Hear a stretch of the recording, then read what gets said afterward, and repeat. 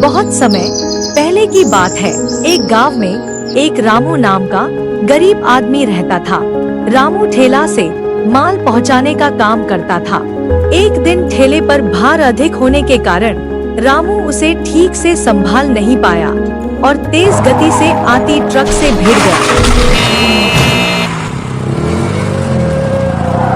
अगले ही पल उसकी मौत हो गई और उसके पीछे रह गई उसकी पत्नी जानकी और दो छोटे छोटे बच्चे गुड्डी और गुड्डू। एक तरफ रामू का अंतिम संस्कार किया जा रहा था और दूसरी तरफ उसके बच्चे बिलख रहे थे।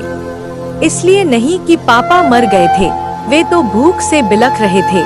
उन्होंने कई दिनों से पेट भर खाना नहीं खाया था और आज तो मुंह में एक निवाला भी नहीं गया था, सो भूख से रोए जा रहे थे।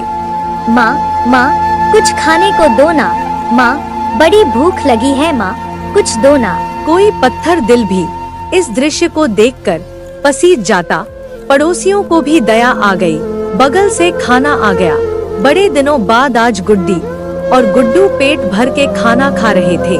अजीब विरोधाभास था। एक तरफ लोग रामू की मौत पर दुहक व्यक्त कर रहे थे, वहीं दूसरी तरफ उसके अपने बच्चे बड़े चाव से भोजन कर रहे थे। जानकी ने अगले कुछ दिन इसी तरह से उधार लेकर और इधर-उधर से मांगकर अपना और बच्चों का पेट पाला। लेकिन ये कब तक चलता? लोगों ने मदद करना बंद कर दी। जानकी पागलों की तरह काम खोजने लगी, लेकिन तमाम कोशिशों के बावजूद भी किसी ने उसे काम नहीं दिया।